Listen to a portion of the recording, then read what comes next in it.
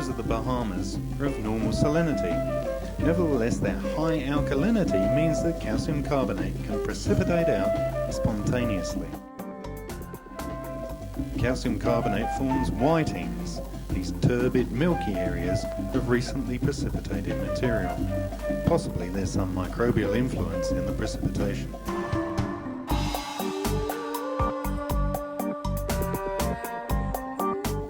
The Bahamas are a chain of Pleistocene aeolianite dunes which were built up on the edge of the bank during low sea level during the last glacial.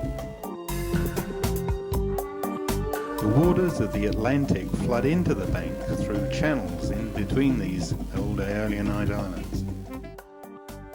Channels are areas of strong tidal currents, 6 knots, and the tide ebbs and flows through these channels twice a day. It's within these channels in the southern Bahamas, the Exuma group next to Lee Stocking Island, that large subtidal stromatolites have recently been discovered. The night is so long, knowing the moment of truth has arrived. The stromatolites were discovered by a pioneer of geological scuba diving, Bob Dill, and were documented recently in a paper co-authored by Eugene Shinn and other workers and published in Nature. So long ago. See the beauty that lies beneath.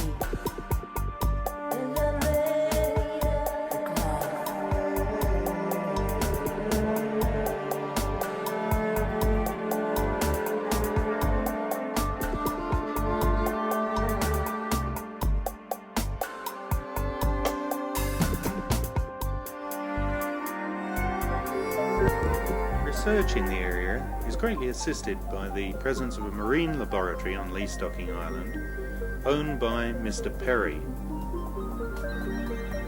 a famous pioneer of underwater technology, construction of submersible devices such as this one, which greatly assists work in the strong currents of the tidal channel.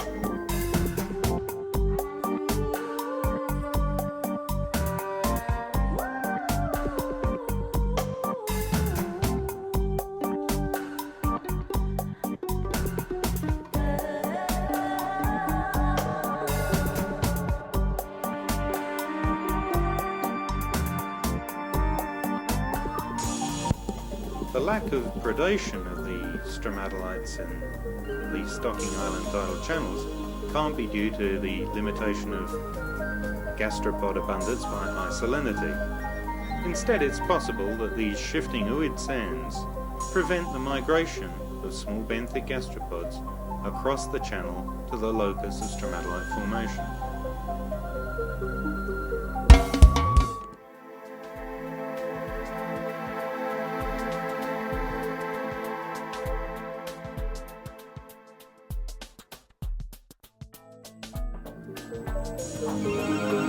The stromatolites are spectacular forms, columnar forms,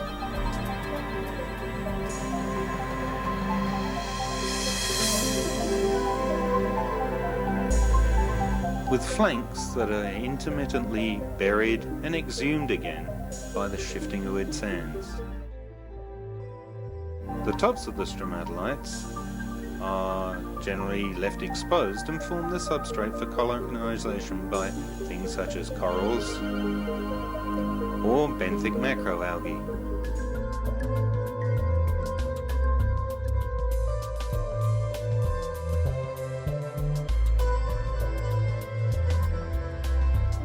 The stromatolites are firmly cemented to the substrate, and in turn provide substrates for the cementation of things such as this sea fan.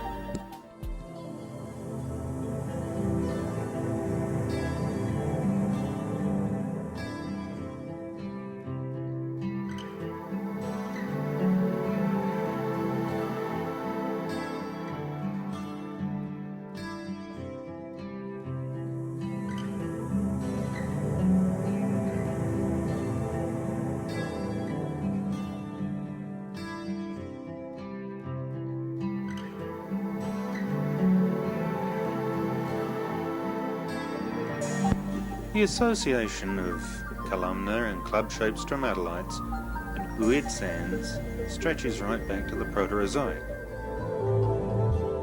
In pool, these stromatolites are composed of cemented but initially trapped and bound Ooid sand.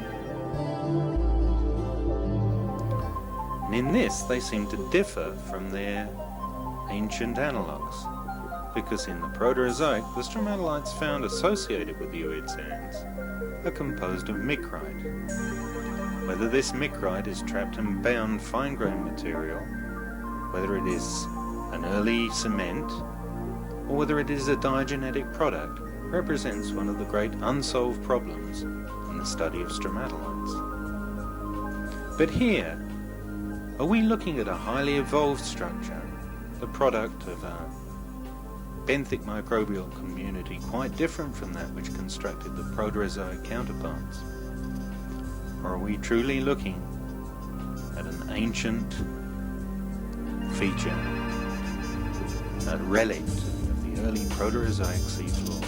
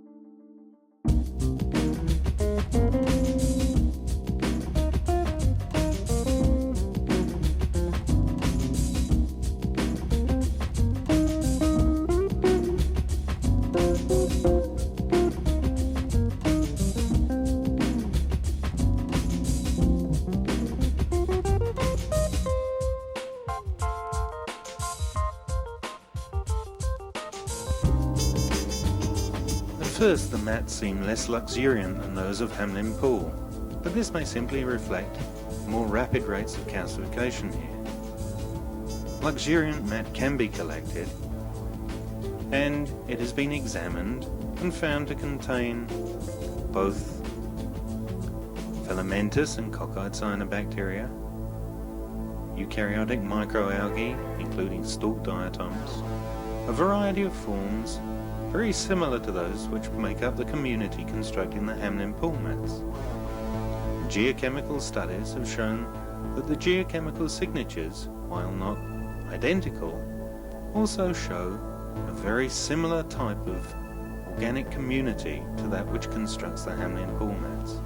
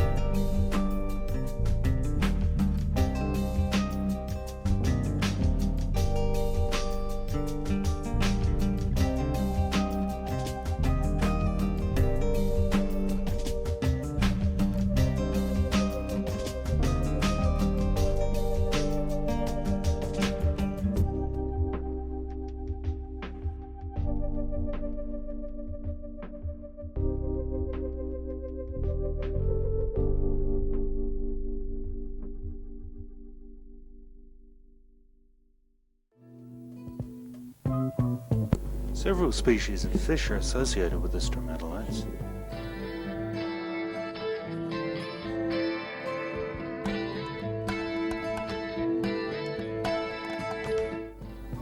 They presumably graze on the benthic microbial communities, and there are barracuda that presumably graze on these bottom-feeding fish. You have about a half an hour of slack water to dive, and then the tide begins to flow again. The fronds you see whipping by are the leaves of Thalassia, the turtle grass common in the banks and shallow waters, but not found growing in these active waters of the tidal channels.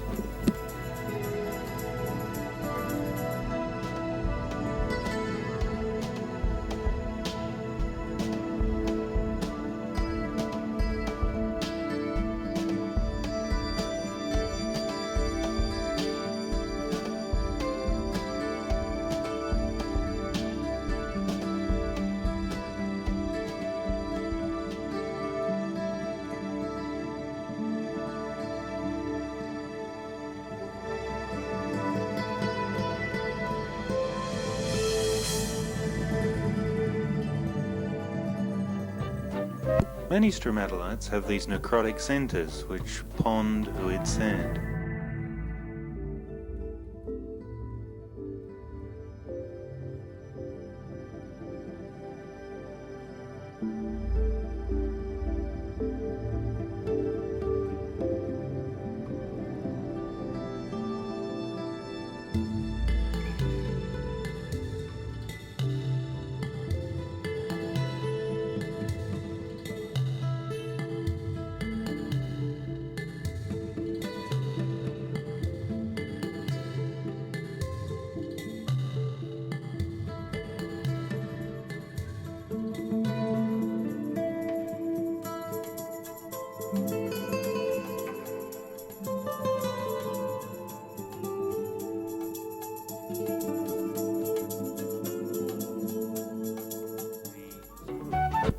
Notice the shingled effect on the faces of stromatolites that face into the strongly flowing currents. The shingled layers are capped by little ledges on which it's easy to discern the layer of Ooid-sand deposited during the last tidal flow. The stromatolites themselves are quite hard, but are covered by a slick benthic microbial community to which the sand sticks.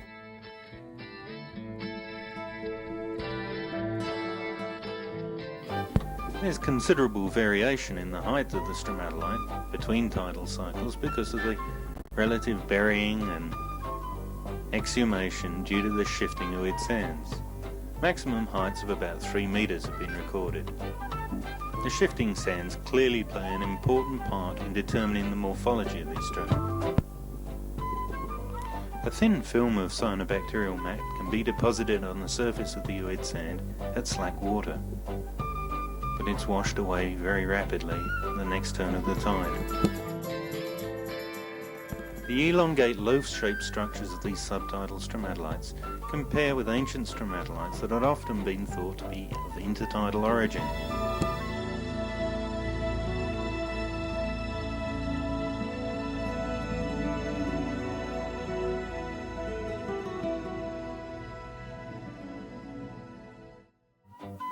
The tops of some stromatolites bear these mini-stromatolites composed of a very fine filamentous cyanobacteria trapping and binding Ooid-sand. They're associated with benthic macroalgae, and they form a relatively soft surface to the stromatolite, which however extends only down a couple of centimeters. Underneath it's very hard and calcified.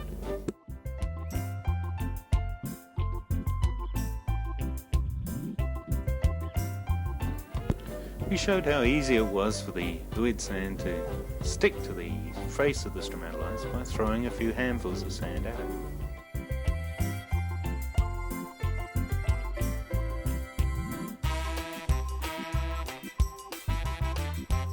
You can see how easily the sand adheres to the mucilage of the benthic microbial community.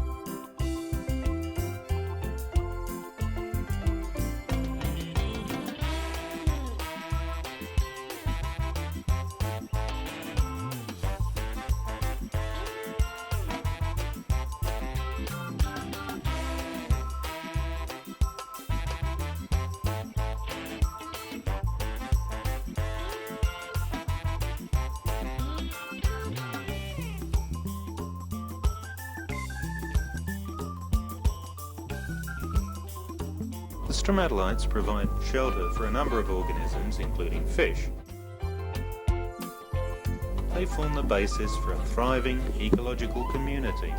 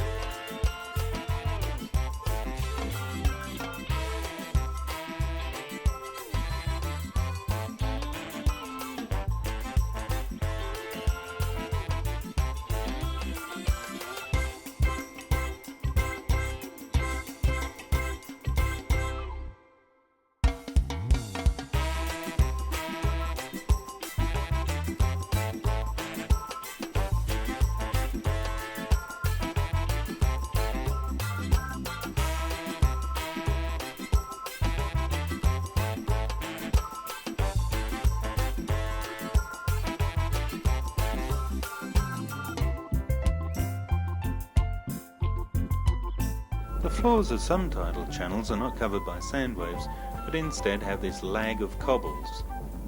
The flat cobbles are hard on the outside, but when broken open are found to be composed of plastic mud. The existence of an edgewise conglomerate of mud pebbles associated with stromatolites might be taken to be in classic intertidal sequence in ancient rocks, but here they are in the deepest part of the tidal channel in the most active environment. Presumably they were formed in tranquil environments as mud deposits on the banks and then ripped up, swept down here and deposited during hurricanes.